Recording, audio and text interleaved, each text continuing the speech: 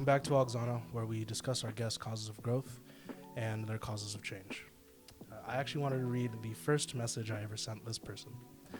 For the project, what is your projected pay, and are you charging per project? A couple of nuances with me is I have weekend duty from Monday to Friday, so I'll be able to work on stories after duty or on the weekends. I'm in the military. If you wanted copies of my samples for other client shoots, give me your email or your Gmail account. Hey brother, this is coming. Hey brother, I filled it with somebody here in Temecula. I appreciate it though. Thank you for reaching out. You're a hustler, I can tell. Not many of us. Hey bro, thank you so much for that kind comment. I have a lot to learn from real estate, from you. So without further ado, who are you and what do you do? Hey, thanks dude. My name's Dillon Hall. I do pretty much everything real estate, and that's about it. I started as a real estate agent 6 years ago. Got my broker's license about 2.5 years ago and started the brokerage with my best friend Nick, Abundance Real Estate. And since then, we've kind of split off into other categories within real estate. Escrow, flipping, our favorite, which is rentals, and then just continue to grow those businesses. But everything I do is within the real estate industry. Couldn't have said it better myself. I look to you as a mentor because if it wasn't for you and your consistent content, I never would have started investing in real estate myself. So I'm giving you my flowers because without a Dillon Hall, there would be no DeSeo Realty. There would be no rental properties that come out at 15 cash on cash return ROI yearly, and that started because of you. That started because of your tenacity to continue in real estate. And that just speaks of your character because you give a lot of free content. And it was when I first saw your first ever flip, you were talking about how like, dude, I'm maxed out on credit cards. My credit score is so fucking low. And I just found that really inspiring because you kept it real. And a lot of these other mentorships that I was trying to go through were like, yeah, bro, like we'll teach you how to invest in real estate for $15K. And at the time when you're starting, when you have no capital, when you have nothing, and you were there, what a feeling, what a strong affirmation. So before we even start the podcast, brother, thank you so much. Thank you, dude. I appreciate your words. Thank you. Of course. But without further ado, we play a game called Let's Get Deep. It consists of 3 levels: icebreaker, deep, and deeper. I've never seen these cards, and if they're sexual in nature, we'll throw it out. Fair. But starting off with level 1, pick a card for icebreaker. All right. What was the last book you read? Last book I read was actually Christmas Eve and Christmas, and it was Atlas Shrugged by Ayn Rand. You heard of it? Read it? No, I'm not. It's basically like her philosophy of capitalism, and basically it's like it's a fiction, but the fiction is written in a way to like support her positive feelings on like the benefits of capitalism. That's basically it. I love it, man. I love it. I'm definitely going to add that to the book list. It's a doozy. Yeah. 54-hour audiobook. If I know that we're like on literally like icebreaker 1, but what is another book that you hold dear to your heart? The one that comes to mind probably isn't like at the top of the list, but I just talked about it to Sophia. It's called Winning Through Intimidation by Robert Ringer. And the book is not at all like the title suggests. It has nothing to do with like intimidating people. It has to do with the opposite, which is in sales, dealing with people who are trying to intimidate you. And so his book basically talks about this guy, Robert Ringer, is not an author. He was a real estate broker. And he was like a commercial real estate broker that actually held his license in all 50 states and only did 100+ unit multifamily transactions. So he might only sell like 10 properties per year, but each one was in the several $1 million range. And his business was literally flying clients from their family office in LA to somewhere in the Midwest to look at a $30 million apartment building. And the level of negotiations that he went through resulted in him writing this book. So he talked about the 3 different types of people that he would have to negotiate with. Yeah.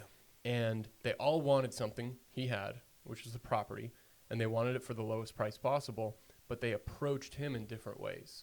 And he talks about how to protect yourself from them, because at the end of the day, these people are savages and they do not care about him personally. They just want to win the negotiation, and they win through intimidating him.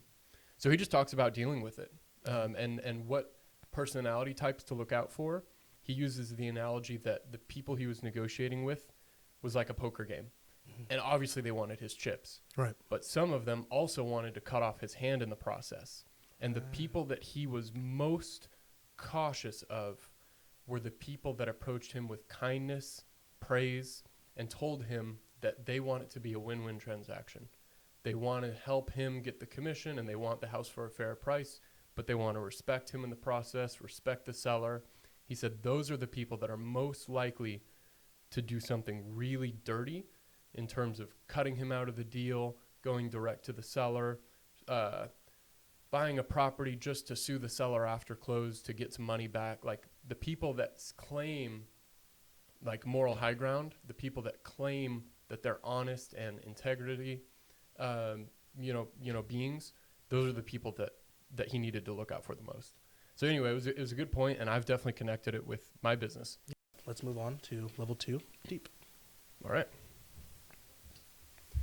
If you could live anywhere in the world, where would you choose and why? Newport Beach Peninsula, California.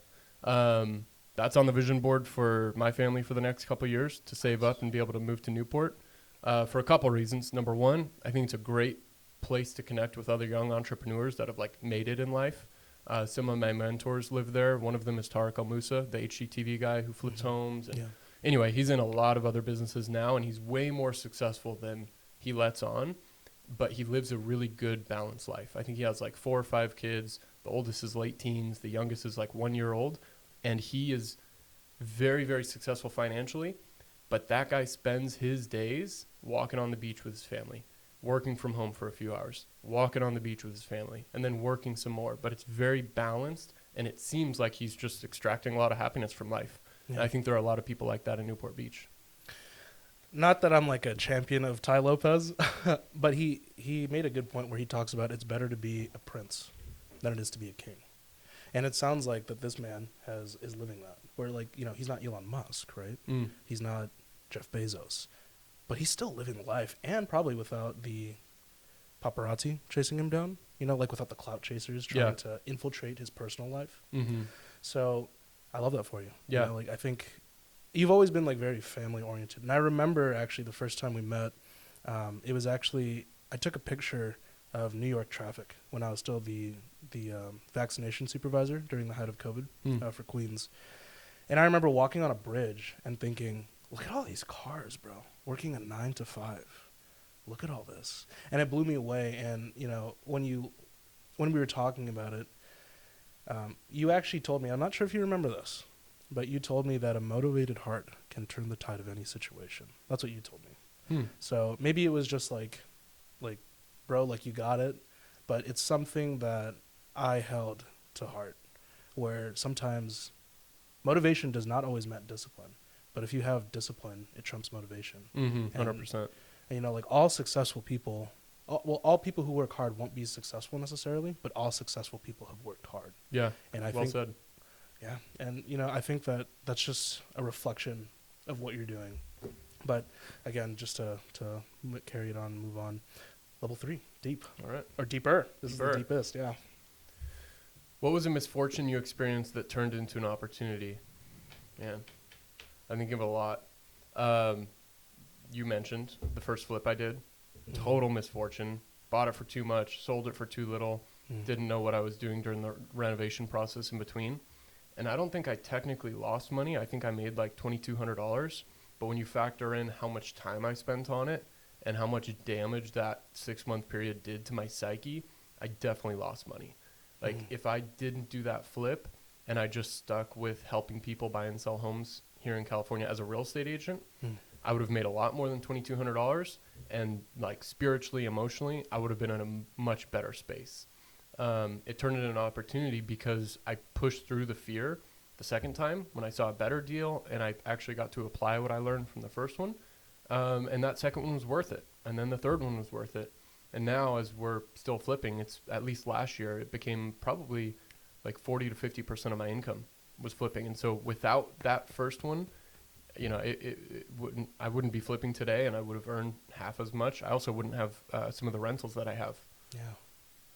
There's actually a book called Bounce by, I think it's Eric Rice. And he talks about the common denominator between everybody successful, whether you're a sports athlete, a CEO, a talented ballet dancer, a pianist. The only thing in common was time spent. And for the 2,200 that you made, I would even say that it could have gone like much worse. Like what would be your loss if you couldn't sell it at 2,200? Maybe $20,000 loss. So like I like would, the worst case, reasonably worst case scenario. worst case scenario, right? There's so many like college students that spend 40, 50. And it was at that moment actually that you shared that, hey, like I spent this much. I started viewing like my first property. It was 155K that I first bought it for. If it ate shit and just completely bit the dust and was bad, I would have called it my 155K education. And so I love how yours was a $2,200 education. Yeah. Net plus. Yeah. And yeah, bro, like when we talk about time spent, I don't even know how many flips you're doing now, you know, like per year. And I remember when it was everything that you wanted to do at the time, like 4 or 5 years ago. Yeah. Here you are with an empire of your own. Damn. Yeah. Dude, it's funny. My dad said the exact same thing. He said, the worst case scenario with this first flip is you lose X amount of dollars. But in his opinion, and I agree with him now, I would have learned more from that than I could have in a classroom. Right. At least learned more about what would be applicable to my life in the future. Yeah. And it's just spot on. Spot on. I love how you bring up your dad, because my first question actually is for every single guest is, when you were a child, what did you want to do? What did you dream of doing?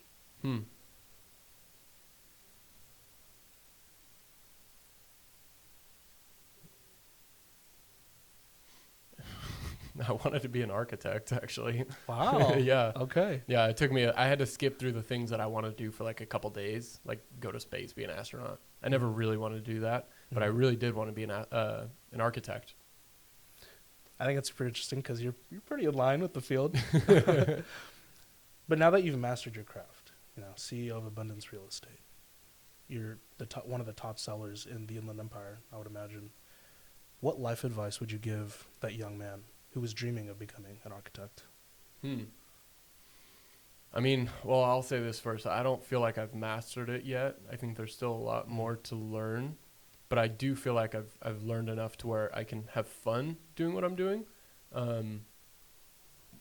So I guess maybe I'm like still on the path to mastery. Yeah. In terms of advice, I would say just be more like comfortable in my own path and my own skin and my own goals, intentions, instead of being molded by what people want of me. I kind of think of school. I feel like every entrepreneur has like a problem with school, and I don't want to be like the victim that says the school system failed me, but the school system is not built for people like us with an entrepreneurial gene. Right. There's no place in school or out of school, like extracurricular activities. There's no place for us to like explore our entrepreneurial desires. Yeah. And I would have done it on my own sooner if I was okay breaking the norm. And my parents really wanted me to have good grades, and they really wanted me to play sports, and they wanted me to fit a mold of what was like generally considered successful as a young teenager, which is great. They wanted the best for me. I don't fault them for it, but that's not what I wanted for myself. And so if I could tell myself something, I would probably just tell myself to break away from the path that others had chosen for me and just embrace my own path sooner in life and be unapologetic about it. Yeah. Yeah. I have a close friend named Brendan, and his advice to me one day, I think changed my entire scope. Go for it.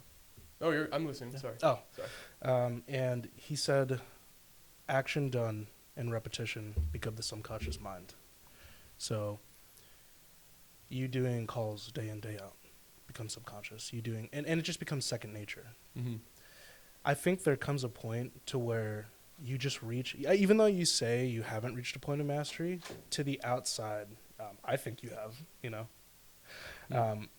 But how do you honor your current path despite fighting certain dogmas? It's definitely hard, and I'm not perfect, but in terms of like my current path and where I want to continue to go, I think it really just comes down to discipline and deferring what I want today for what I want more later. And what comes to mind is basically just like material items. Mm. Like I would love certain things in my life. I would love to have outdoor kitchen at my house. But that would be at the expense of financial freedom at an earlier age. Right. I want the outdoor kitchen now, but I want financial freedom more. Mm-hmm. So again, I'm not perfect. Like financially, I still make dumb mistakes that give me pleasure in the short term, like a cool car or something like that, where I'd be better off driving a paid off Honda. But yeah, I think it's just something to keep on my mind, which is like, what do I want the most? Ray Dalio quote, you've probably heard it. You can have anything you want in life, but you can't have everything. And I think of that all the time. So you have to decide, what do you want the most in life? That's what you can have. But when you choose that, it means you choose it at the expense of other things that you also want. I profoundly agree that we can have everything we want, just not at the same time. Mm-hmm. So then my question would be to you, this follow-up question. What is something that you want to work on, you're desiring to work on, but you just don't have the time for?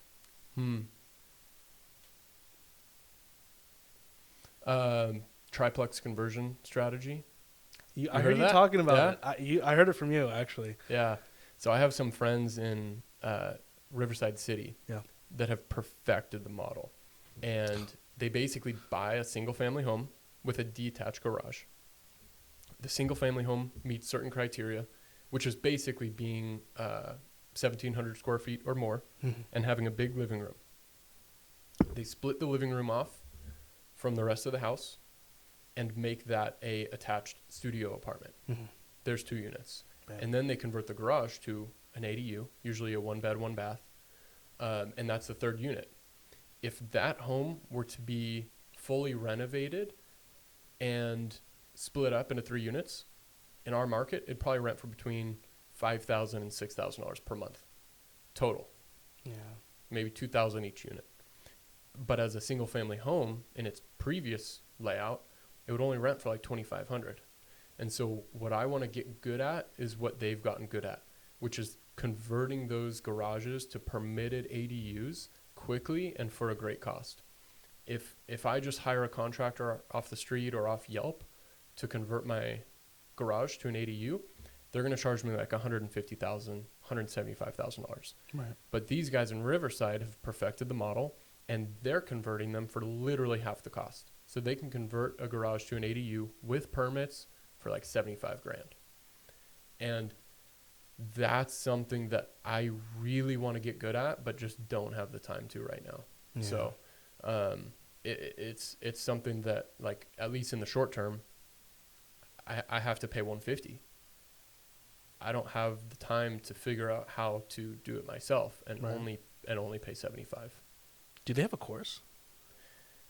Or like a mentorship that they could teach you? do. They just started it. Okay. And they do a class every Thursday that's free. And then they have another class on another day of the week that's only for paid members. And with their course, they give you access to their architect. They give you access to their like contractor consultants. So not actually the guys swinging the hammer, but the guys that will kind of consult during the renovation with your crew that you hire. Yeah. I haven't bought it. But yeah, they did just start the course. Is it food for thought? What do you mean? Because you could learn it on your own, right? But then you'd be able to pay for their knowledge and just equip yourself with speed. Has it been food for thought to, like, I should buy this course? It's like, nah, I'll do it myself. I got this. Definitely food for thought. But I've always had this philosophy on, like, paying for knowledge. I believe that we shouldn't buy information until we've pretty much maxed out what we can learn for free. And I haven't done that yet. And I feel that strongly about real estate agents. And I tell people at Abundance too, like, do not pay for coaching until you feel like you've learned everything on YouTube and Spotify podcasts that you have. And then still wait until your business begins to plateau. That's when it's clear as day you need to hire a coach. And we just hired one this year for the first time ever. And it's been great. But if we hired him too soon, I think we would have wasted our money, because we would still be able to access a lot of that like beginner to intermediate information on YouTube for free. You know what's crazy is this is actually the exact same advice you gave me 4 or 5 years ago. Are you serious? Because like I remember I was asking you, like, bro, like, how do I get into real estate investing myself? You're like, did you watch all of Bigger Pockets? Did you scour every YouTube video? And I remember when my answer was no, then you're like, your shit's broken. Like, go do it, you know? And I love how you're still championing it, because that advice, the advice you're saying today for anybody listening on the podcast, that advice today is the same advice you gave me 4 or 5 years ago, and it's still applicable. So yeah, like I never paid for coaching. I remember I told you, like, I went to like this beginners real estate investing class on like how to network, which is just short for like a scam. And I remember telling you I paid $300, and you're like, well, if you find value in it, like, do your research and stuff. But then after that event, they were like, okay, now you have to pay 15. Oh, now you have to pay 10K. Oh, like, you know what? You're going to meet Grant Cardone. You have to pay 100K. And obviously it was like that pyramid scheme. Yeah, micro commitments to get you to pay a little bit more, then a little bit more. Yeah, so I love how you still champion it. This is a good segue, because I think that more people deserve your insight, if you're willing to share, on how to start a company. Like on how you built the systems and the structures to have a foothold, and how you created abundance. Okay. I think that, as cliche as it is, start a company when you can identify a need. When I got my license, I never had plans or aspirations to start a brokerage. And I only did so when I identified a need in at least our marketplace, which was that young, new real estate agents in Temecula Valley didn't have anyone to connect with. And it started with me. I was at another brokerage, and I literally worked in an office probably twice the size as ours. I was the only one in there every day. And I was new, I was single, I was living at home with my parents. So I worked 7 a.m. to like 9 p.m., 5 days a week. And then on the weekends I showed property. And I never connected with anyone in my shoes. Everyone else that might pop into the office were people that were already making, several 6 figures, and they were just here to pick up a check, and then they left. So I didn't actually get any mentorship. I didn't get any guidance, and I didn't have anybody to like share my scenarios with on where I was in my life until I met Nick. Nick was in the same exact shoes as me. He was a new real estate agent, under 25 years old, and he was struggling to figure it out, just like me. And so that was the need we identified, is that we can't be the only ones in Temecula Valley that are under 25 wanting to be successful in real estate, but unable to connect with others. So we started the brokerage, and some of our friends got their license, and they joined us. And then it grew to some more friends, and then friends of friends. And now we've created this solution where anyone in Temecula Valley that's newly licensed and struggling to find a culture that supports them, they come to Abundance. And so I guess that's the first like piece of advice on starting a company, is like, be entrepreneurial in your thoughts about what solutions you can solve, but don't just jump into a business until you know that there is a solution to be solved in the first place. When I lived in Colorado for a year, I worked Monday through Saturday, and on Sunday I had the day off. So I usually just went to Starbucks, and I tried to just brainstorm like 10 possible business ideas. So again, like, use your entrepreneurial mind to try to find solutions that you can solve. But I mean, don't start like an Amazon FBA business unless you're confident that you can still solve a problem, for example. That's definitely the first piece of advice. Secondly, man, I'm still like probably out of the skill sets I have, being a good business owner is probably still one of the weakest on that list. Wow. Like I'm good at a lot of things, but I'm not the best at leadership. I'm not the best at holding my crew accountable and letting them hold me accountable back. So, it feels a little bit like imposter syndrome to talk about how to start a company because I don't feel like I'm great at it yet. Which is funny because Abundance is the number one team in Temecula Valley now. Yeah. And so we've done something right, but I think the things that we've done right have more to do with what I am good at, which is like finding lead generation sources that are profitable, and things that I'm good at that have to do with like acting quickly on those opportunities. For example, when COVID was announced and the lockdowns went, it was March 2020, and I was spending like $3,000 a month on Zillow to be introduced to buyers in Temecula. And a few other real estate agents that I was competing with on Zillow withdrew their budgets out of fear or caution or whatever reason. And that left me an opportunity to increase my budget and take the leads that they were no longer going to be buying. I did that. I doubled my budget to $6,000. And I was still living at home at this time. So it was like extremely uncomfortable, that dollar amount, but it totally paid off. It totally set me up on a trajectory to be like, top 10 real estate agents in Temecula. So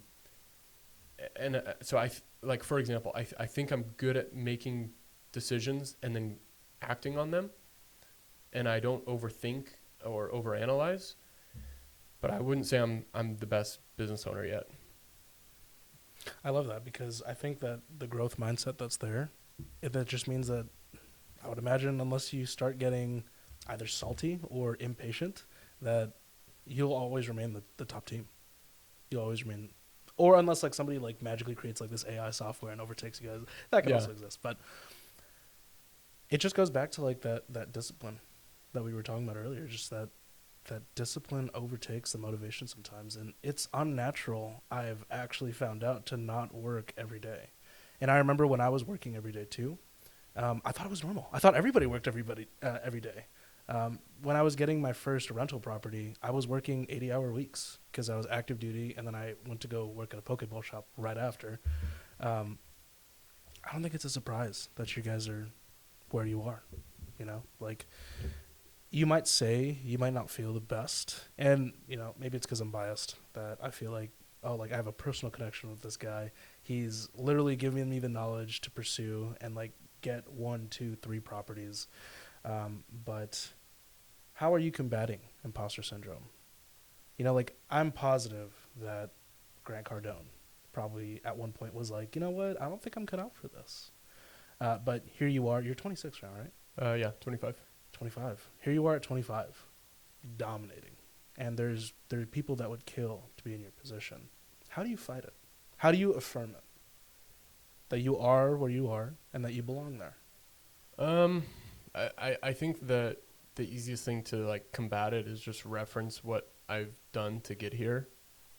It didn't happen overnight, and if there is some sort of spotlight on me now, it's not a result of what I've done in the last 6 months. It's a result of what I've done since I was 19 years old. And I can pretty much say with confidence that no other real estate agents in Temecula Valley have worked more hours than me in the last 6 years. And so it does make sense, like just the time spent, like you said in the beginning, that should put me at the top or very close to it. I would say that's like, I don't feel imposter syndrome about where I am on the like retail real estate side, because I know how much I did to get here. But on the business owner side, that's still new. We've been a brokerage for only like 2 years, and it's a lot different to run a company than it is to just be the worker. Yeah, because it's not to be like a company owner and to grow the company. It doesn't take effort as much as it does proper decision making. And that's hard because there's no playbook on what decisions to make. There's no instruction manual. There's no textbook.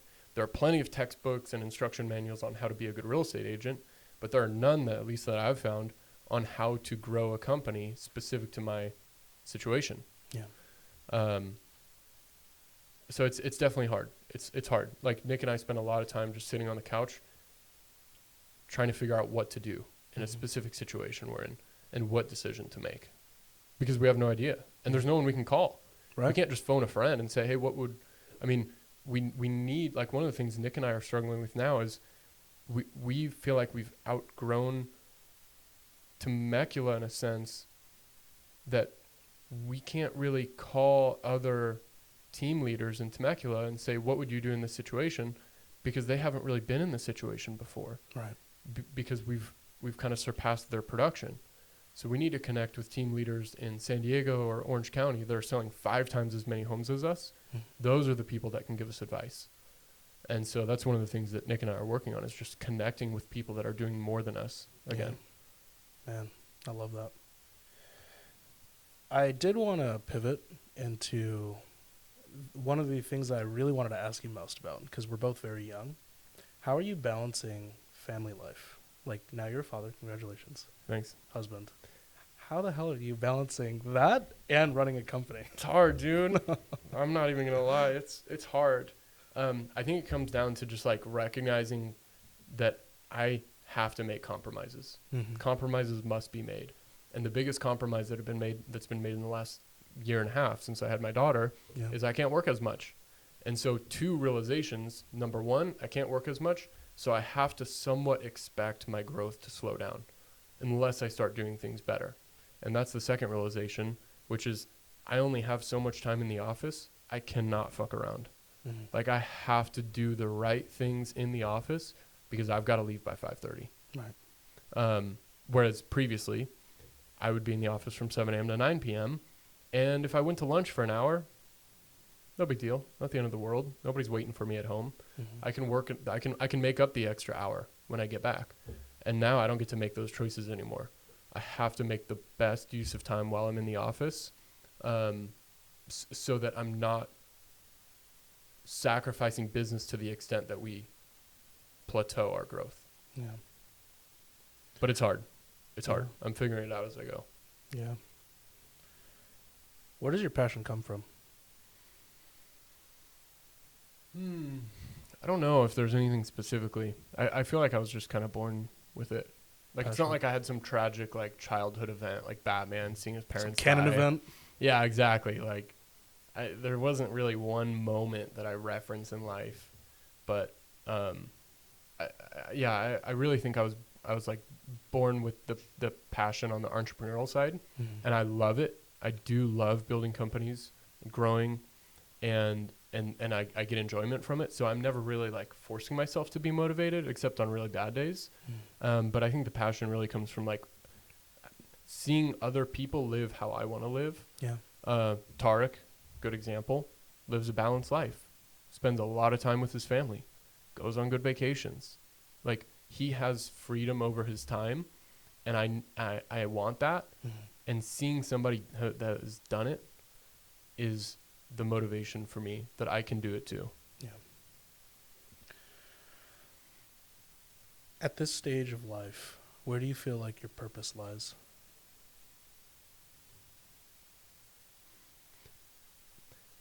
I think it's kind of like twofold, like business and family. Business, my purpose lies in helping people at Abundance, my friends, some of my best friends, become better versions of themselves. And that's twofold because I expect the same from them. I want them to help me become a better version of myself too. On the home front, my purpose is to provide the best possible life for them. I love that. Well, I do know that you're a very busy man. Unfortunately, we've hit the 30-minute time limit, so I wanted to start introducing closing thoughts. Do you have any closing thoughts? Closing questions, maybe even closing questions for me. I've got a question for you. Yeah. You mentioned your 4th rental in the works. Yes. What's going on with that, and how are the first 3? The first 3, good. The first one, actually, what's crazy about this is my property manager was saying, hey, man, your first rental is at $1,550. Hey, bro, your second rental property is at like $1,650. We need to increase these rents to $2,000. Wow. in Virginia. The market will support that? Yeah, no, that's a 1 bedroom apartment. I think is $13.50 now for a 1 bedroom, 1 bath in Virginia. It's pretty bonkers. So the rental properties are doing good. I say I'm working on a fourth because I fumbled an apartment in LA. I was trying to buy it with my two other brothers, and we were gonna try to do like some split. If I'm being honest, even if the ROI was like 4% or 5%, I kind of wanted to get it just to like say I got an apartment and be like, yeah, Bo DeSeo has an apartment. Fumbled it though. I think the deal was like 1.8 million, and we were gonna use hard money lending, business. Like I was gonna withdraw like, because I think like with if you have an LLC, you can withdraw cash from credit cards. So I was just gonna take 0% APR cards, as many as I can get, and then put that as a down, because I'm a veteran. So technically, I could have lived in it with the VA because it's technically a 4, but we could have made it into a 6. Wow. So it still falls under the SFH laws, I think, in California. Because don't get me wrong, I'm not too well versed here. I don't ever think I could invest here after that, but I fumbled that apartment. This fourth one, I'm really trying to find out if I want to go out of state of Virginia, because there are some properties in Michigan that I think sell for a little less than $150K. So right around the time Per unit or? Like an SFH. Okay. So just a single family home. And so that's what I'm thinking about working on. But yeah, as of right now, like I've definitely taken a step back from trying to invest in real estate because I'm trying to scale the media company. And honestly, I actually wanted your thoughts on it. Do you think I moved away from the real estate game too soon?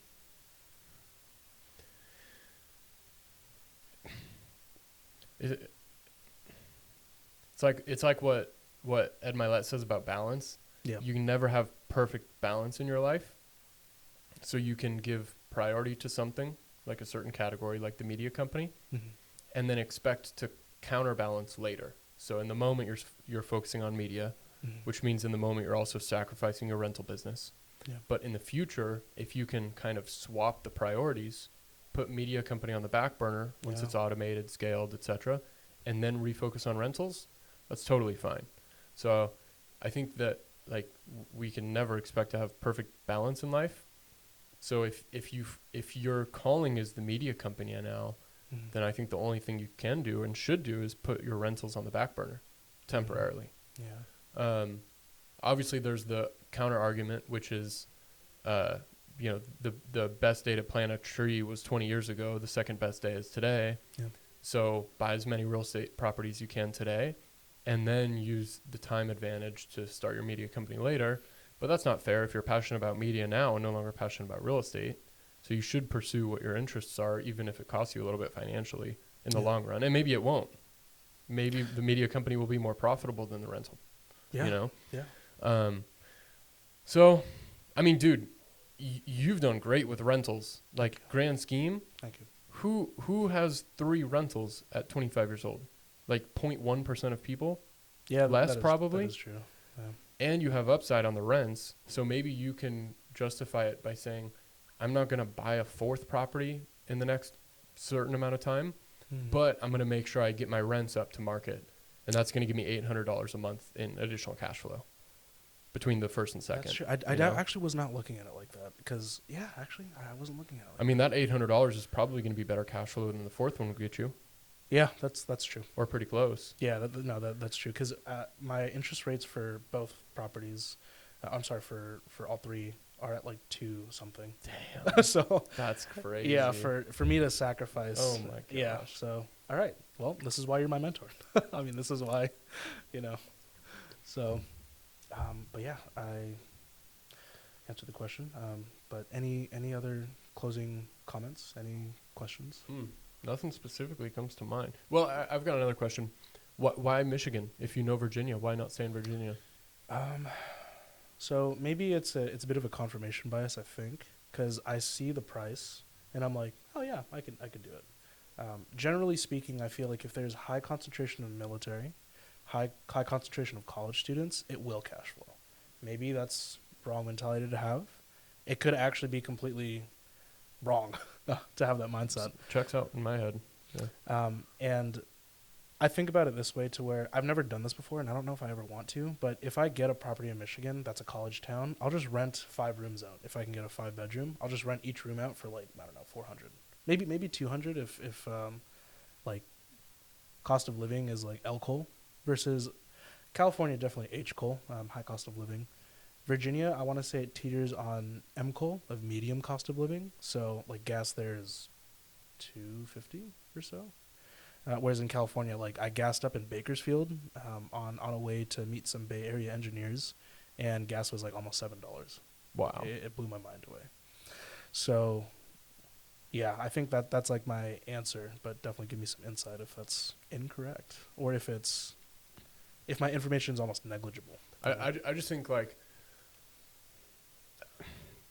learning a new market is tough, and it takes a lot of time. Yeah. And if you're already refocusing on other things like the media company, then you shouldn't put yourself through the commitment of learning a new market for a deal that might be like a 8 out of 10 when you could just buy something at home quickly in a market that you feel highly confident in, that you already have property managers in and a good team in. Yeah. And it might only be like a 6 out of a 10 deal, but the speed at which you acquire it and manage it and get it up and running is way faster.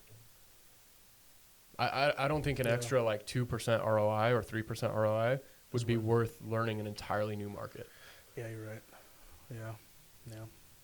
I guess I think maybe it might even be a little bit of ego.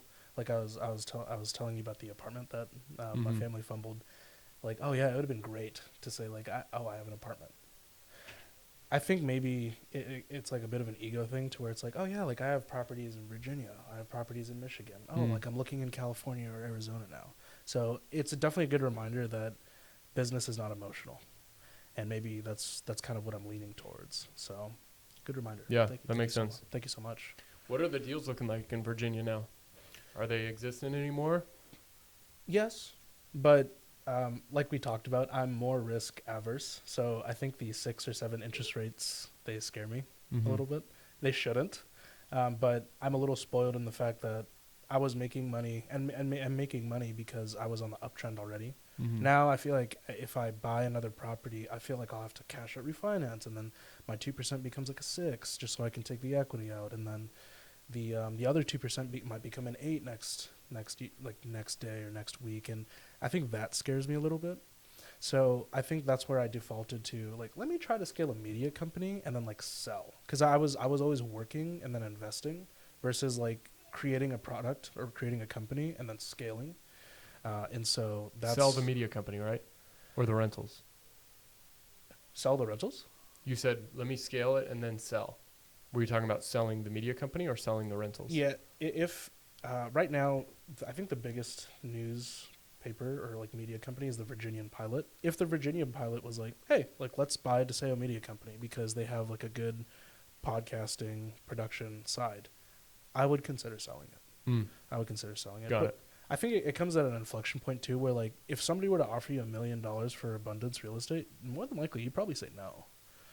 You know, so Yeah. I think I'm at that point where, like, I mean, don't get me wrong, like, I'm not even a 6-figure agency yet, but if I was, I think I'd like to reevaluate, because there was a mutual connect that I think we both have, or a mutual connect that me and my other friend had, where he was saying that if the agency started pulling in 6 figures plus, he would buy the agency. Wow.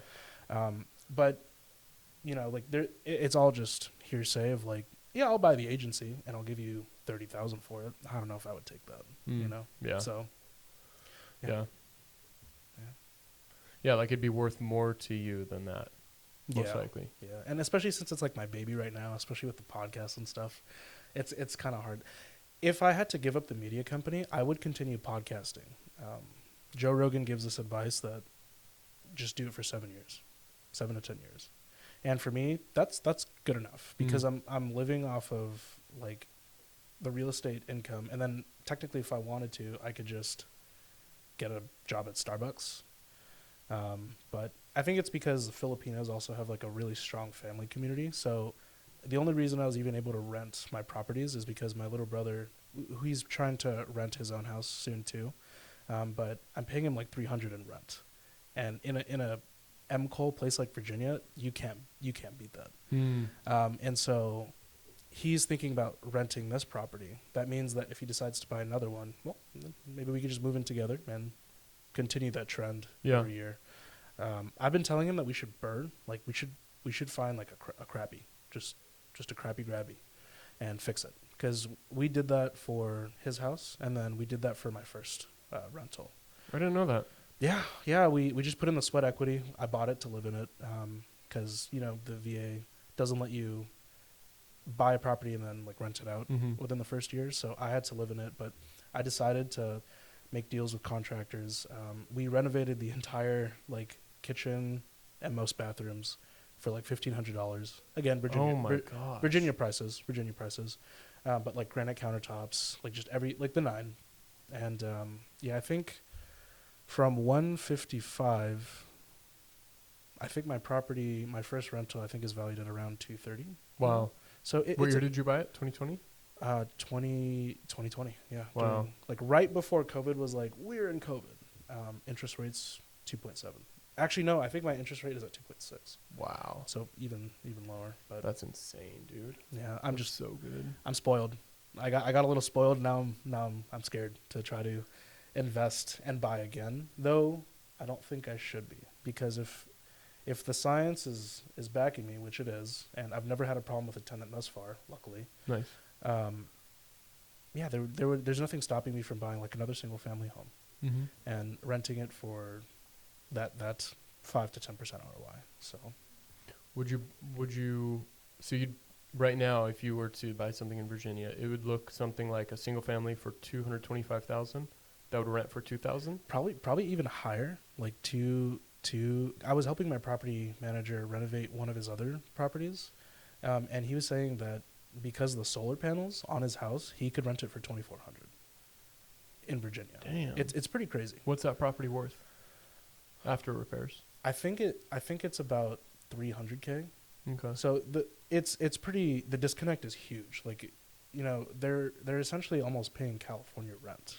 Well, yeah. I don't know how much rent is here though. So it's not much higher than that. Wow. So yeah, I think the world is just catching up. The inflation's catching up. Why aren't values higher then? If rents are so high, why doesn't somebody buy in that market? I think it might be crime. And then Norfolk, Virginia, Portsmouth, like the Hampton Roads. It's not California.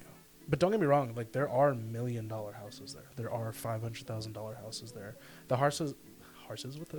the houses that I'd be targeting are within like the pre-foreclosure. Because my first rental property was a pre-foreclosure. Nice. Or it was a foreclosure. Yeah. Wow. Yeah. Are there multifamilies in your market? There are, and I feel like we could do like a whole other podcast on this. They're in like very dangerous areas. And so like I would not be living there, but I would not want to rent it to somebody who would be forced to live there. That's like my like if I wouldn't live there, then I wouldn't rent it. Maybe that perception is skewed because I could make it the best duplex or the best triplex, like the nicest. Yeah. And if a person on Section 8 needed that house, which I'm already doing now actually, because if the rents could be $2,000 and I'm charging $1,550, what a hell of a discount. Yeah. So I think I was doing it based off of like this twisted sense of principle. So it is interesting because what if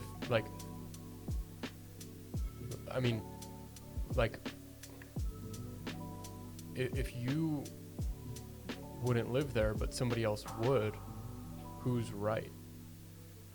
You know what I mean? Like, it's just interesting. It's a great challenge. Yeah, that's a great challenge. Food for thought. What if that's all they can afford? Yeah. Should they have no house because you wouldn't want to live there? You know what I mean? Like, it brings up interesting points. It does. Yeah, like I said, it could literally be an entirely different podcast episode. I'm just kind of like food for looking thought. into your mind. It's interesting though. Now I have to really evaluate and really consider that. Yeah. So, wow. But I don't want to take too much of your time. Time is already up. But this has been amazing. Dillon, you've been a great mentor. Like I said, there would be no DeSeo Realty, there would be no Bo DeSeo having properties if you didn't decide to post how, on your flip, how much you made. So it means a great deal. But yeah, do you have any other closing questions, or should we just close out? Yeah, we can close out. Appreciate it, man. Thank you. Absolutely. Guys, this was Dillon Hall, my mentor in real estate. Guys, remember that the grass is not greener on the other side. It is greener where you water. And my friends, be well, walk tall. Appreciate it. Thank you. Thanks so much, bro.